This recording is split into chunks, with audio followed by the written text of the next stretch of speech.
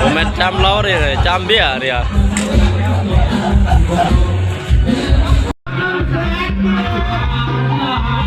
เบาแล้วตอนนี้ก็เบาแล้ว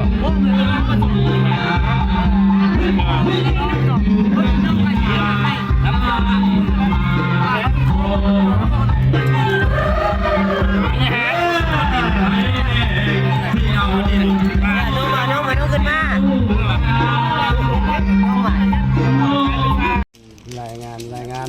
สภาพปัจจุบันนี้เวลานี้เอาเงินเข้าทงย่างเอาเงินเ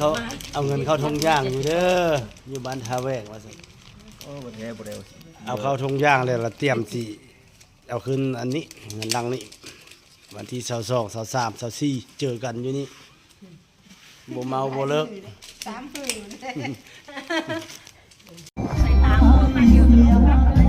แต่ละมือแต่ละเว้นก็ประมาณนี้แล้วโยกอ้าวแกงตัวนี้ครับว่า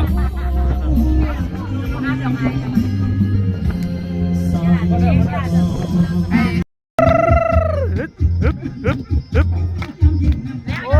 ตายมาดิเอาแท้เอาว่าเนาะ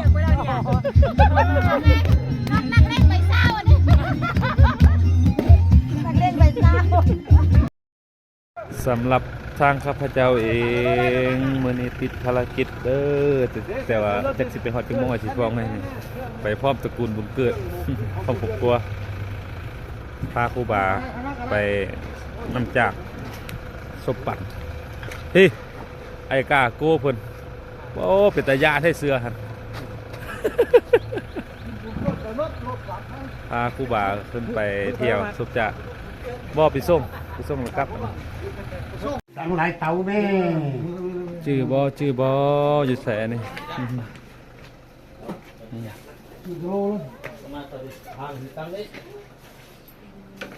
ครูบาถือวัดมื้อเลยอย่าฝ้าวลงนอกป่าเด้อไอสีฟองเด้อเมื่อเราจึงไปหาแต่ปัจจุบันนี้อยู่บ้านแก้วอันนี้แหละแม่นทีมงาน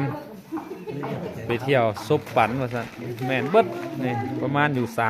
30ชีวิตไปมื้อนี้ครูบาจั่วก็ประมาณนั้นแหละไปเบิดนี่แม่นเบิดนี่เมาแล้ว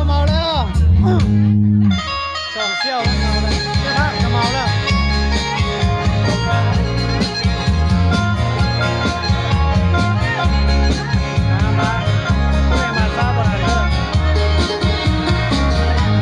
คำหนึ่งก็เท่า